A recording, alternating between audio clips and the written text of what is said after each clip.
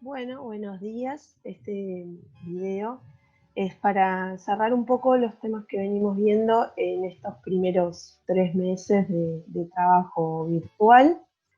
La idea de esta primera parte de la materia es empezar a como analizar o a estudiar un poco en qué condiciones la Argentina como país se inserta en el contexto de una economía mundial globalizada. Para eso vimos en un primer lugar proceso que sucede en general en América Latina a través del texto de Galeano, y luego nos metimos con cuestiones más puntuales de un poco de historia de nuestro país, sabiendo también que hay un periodo de la historia argentina que quizás ustedes no trabajaron entre tercero y cuarto y que es necesario reforzarlo para ubicarnos en tiempo y espacio y saber de qué periodo estamos hablando. Entonces empezamos a pensar en términos de la consolidación del Estado Nacional. Vimos que a comienzos del siglo XIX, con el desmembramiento del Virreinato del Río de la Plata y el inicio de los procesos revolucionarios, se van a ir dando diferentes momentos, diferentes procesos a los cuales les podemos poner punto de cierre. Siempre todo esto es como en términos teóricos y conceptuales, para la década de 1880, 1878, 1880, que es cuando hablamos de que se consolida el Estado Nacional argentino. ¿Por qué? Porque es en ese momento en el que se logran condensar distintas cuestiones que hacen a ese Estado Nacional. Ustedes en política también van a trabajar o están trabajando en el concepto de Estado, y está bueno que lo vayan pensando en diálogo con lo que están trabajando con Nico y lo que vamos a ir viendo por acá también.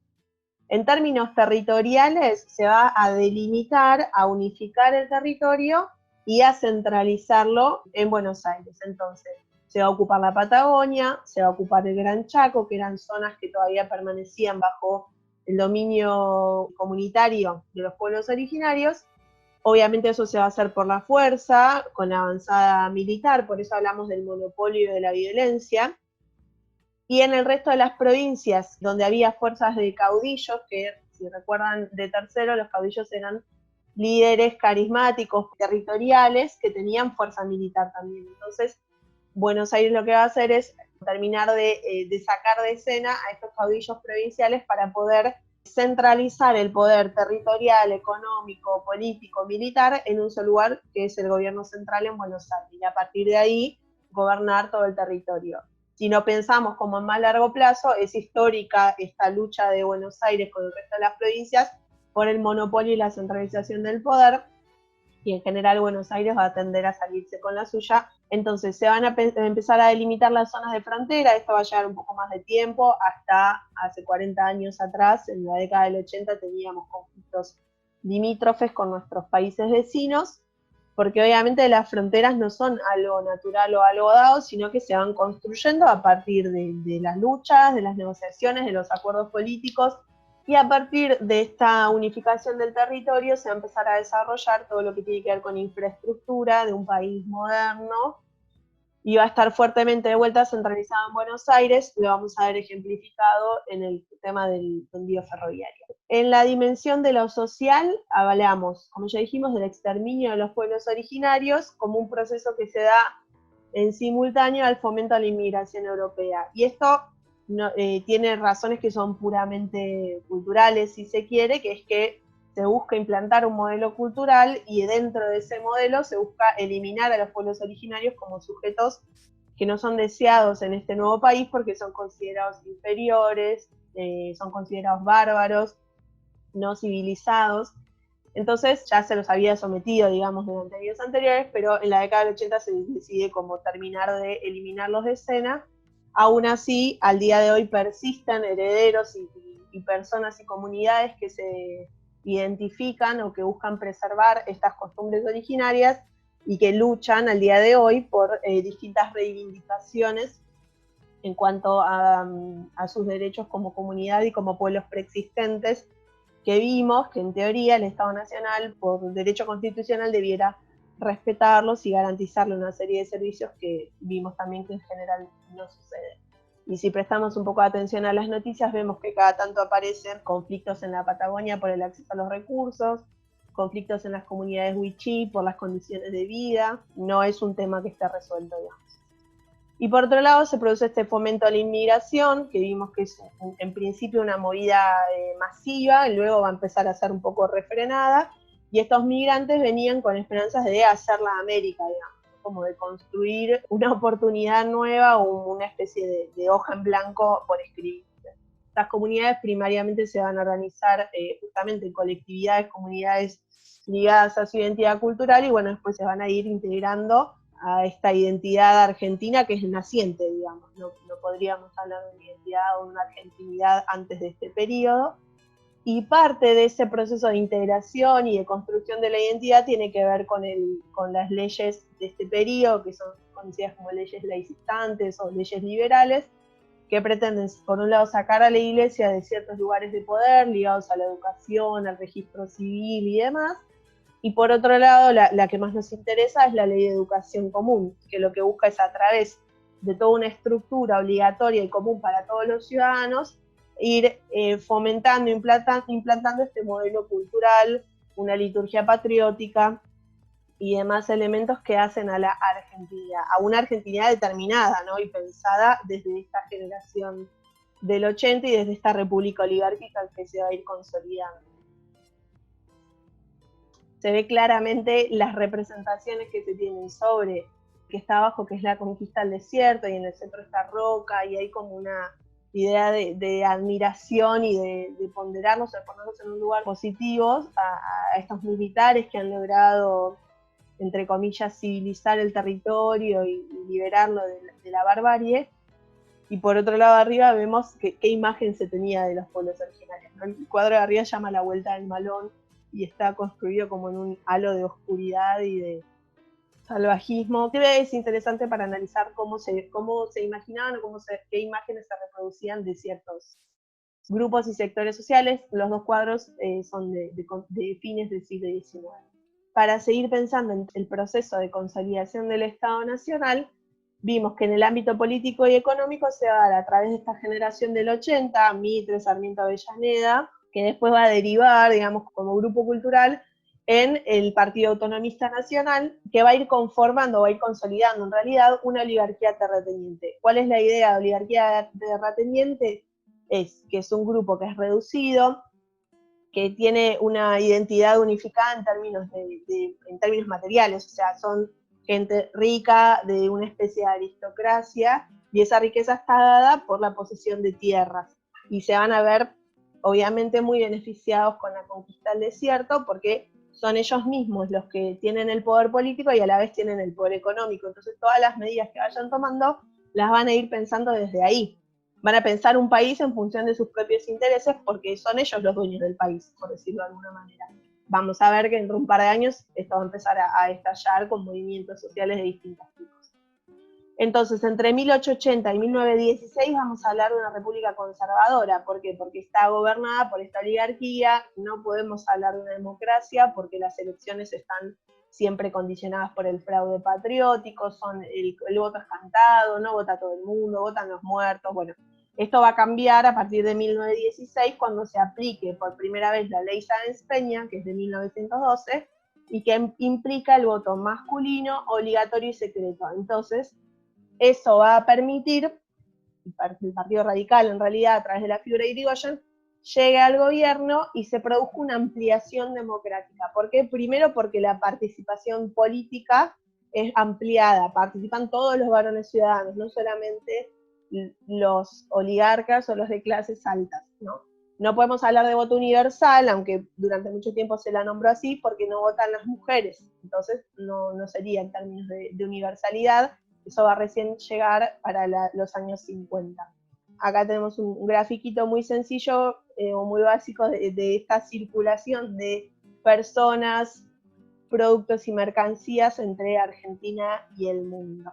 En este mapa vemos el tendido ferroviario, cómo se va extendiendo en este periodo, que esta extensión se va a producir en función de garantizar que estos productos primarios, rurales, extraídos del territorio argentino, lleguen a Buenos Aires y desde aquí se puedan exportar. Por eso hablamos de un tendido radial y centralizado. Si viéramos mapas posteriores, la tendencia se acrecienta a cómo está el mapa del medio. Nos metemos entonces con el modelo agroexportador de lleno. ¿Qué características tiene este modelo en general? Bueno, es un modelo de economía primaria que se basa en la explotación de materias primas rurales. En nuestro caso, en una primera etapa van a ser carnes saladas, cueros, cereales. Después, cuando empiece a aparecer la industria del frigorífico, carnes congeladas y grasa y demás. Y es un modelo que a simple vista parece como bastante ventajoso, porque si uno lo mira a primera mano, pareciera como sencillo. Tengo tierras, no requiere mucha inversión, no requiere mucha mano de obra, y en un contexto mundial favorable, como es el de comienzos del siglo XX, y con condiciones ambientales favorables, pareciera ser un modelo que a primera mano deja grandes riquezas. Tenemos una llanura pampeana, que es esta que se incorporó con la conquista al desierto, que es un territorio privilegiado para este tipo de actividades económicas, y se van a establecer comercios o pactos bilaterales, primero con Gran Bretaña y después con Estados Unidos. Van a tener algunas características por momentos que son un poco desiguales, podríamos decir, en términos de que obviamente Gran Bretaña como potencia mundial y como gran comerciante va a estar siempre en una situación de ventaja o en relación a lo que podría estar la Argentina como Estado nacional-nación. Cuando hablamos de comercio bilateral, hablamos de un comercio cruzado. Yo te vendo algo y te compro otra cosa. Este comercio va a estar caracterizado por el ingreso fuerte de manufacturas industrializadas por parte de Gran Bretaña, en un primer momento estamos hablando, ¿no? Y esto, acá vamos a pasar a las limitaciones del modelo agroexportador. ¿Cuál es? Una de las primeras limitaciones, que es un modelo que está basado en una fuerte concentración de la tierra. Ya vimos quiénes son los dueños de la tierra, son muy pocos y son una clase determinada. Por ende, las ganancias de este modelo también van a ir a parar a sus manos. Entonces, implica o acrecienta una concentración de la tierra y de las ganancias muy fuerte.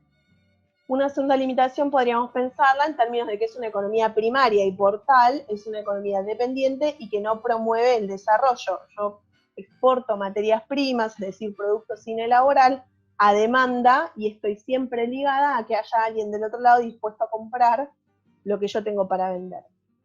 ¿Qué pasa cuando no hay alguien del otro lado? ¿Qué pasa cuando se produce una crisis? ¿O qué pasa cuando cambian las condiciones de mercado y yo tenía una proyección que no puedo llevar a cabo? Esas son como las limitaciones de una economía dependiente o primaria. Otra limitación tiene que ver con el ingreso de estas manufacturas industrializadas, que obviamente van a tener un costo mucho menor a las manufacturas que se podían llegar a elaborar acá, porque eran elaboradas en unas economías regionales más de tipo artesanal que industrial. Entonces, este modelo, que si uno lo mirara como desde las provincias del interior, va a beneficiar mucho a Buenos Aires, pero va a perjudicar mucho a esas economías regionales que eran de larga data en el interior de nuestro país, porque no van a poder competir con los precios de mercado de estas manufacturas que entran así libremente, porque este modelo agroexportador es obviamente llevado a cabo por un Estado que es liberal en el aspecto económico, es decir,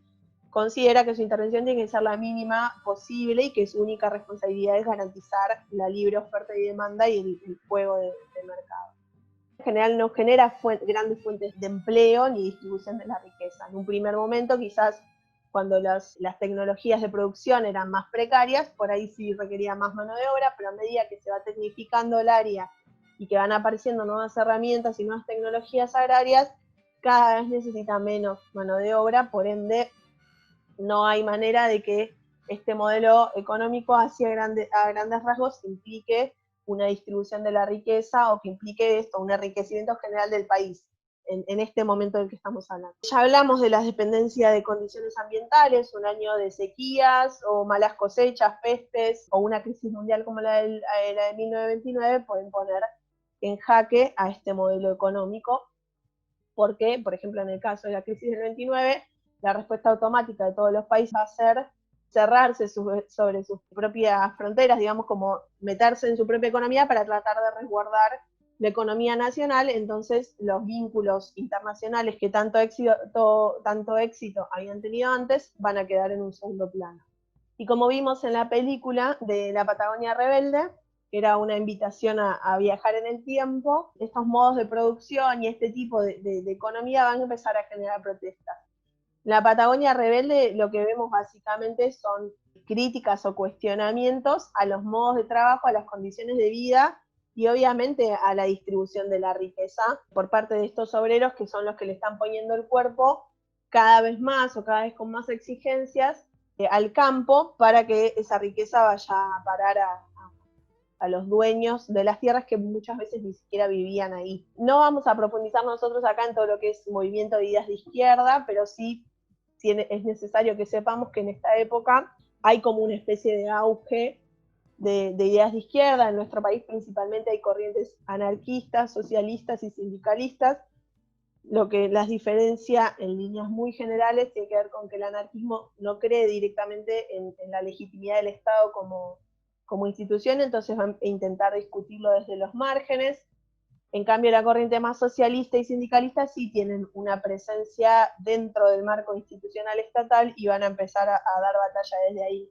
Sin embargo, en este momento también es bueno saber que la política, o sea, los tipos que estaban sentados en el Congreso estaban muy lejos de estar cerca de estos obreros que vemos en la foto. O sea, eran como dos niveles que todavía no estaban conectados, el nivel de la política y el nivel de los trabajadores. Esto recién se va a conectar a fines de la década del 30 y más que nada con la llegada del peronismo al gobierno. Y después está bueno pensar que es una época en el, o sea, mirar un poquito el contexto mundial. Tenemos en 1914 el estallido de la Primera Guerra, es decir, que ese orden mundial establecido empieza a entrar en crisis. Las grandes potencias empiezan a pelear entre ellas. Y en 1917 tenemos el triunfo de la Revolución Rusa, es decir, hay un movimiento de izquierdas que llega al poder.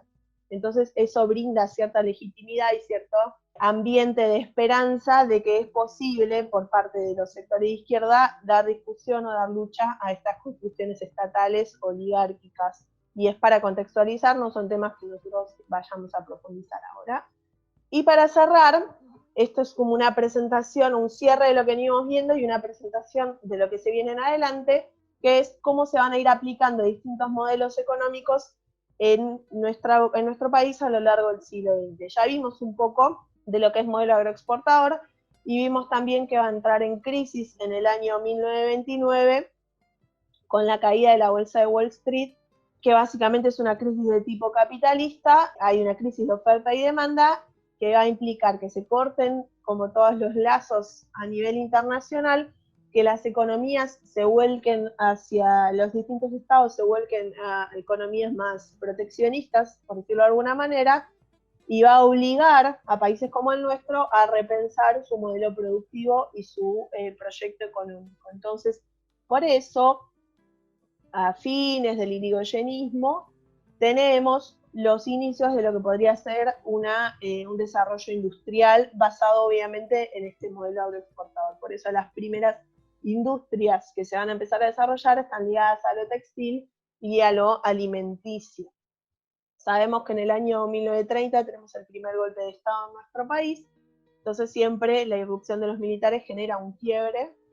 Y a partir del 45 podríamos hablar, con la llegada del peronismo al poder a través de las elecciones. Sabemos que en el 43 se produce un golpe de Estado donde empieza a tomar protagonismo la figura de Perón, pero es a través del 45, con el triunfo en las elecciones, que accede a la presidencia, y ahí vemos un fuerte proyecto, una fuerte decisión política por parte del Estado de invertir en industrializar nuestro país, un modelo que se va a llamar industrialización por sustitución de importación. Porque, como dijimos antes, a partir del 30 empieza a aparecer en el mundo una idea más proteccionista, entonces ya no se puede importar tan libremente como se venía haciendo, ya no es tan liberal ese mercado internacional, entonces los países se ven obligados a empezar a industrializarse para producir algunas manufacturas que antes conseguían con el comercio internacional.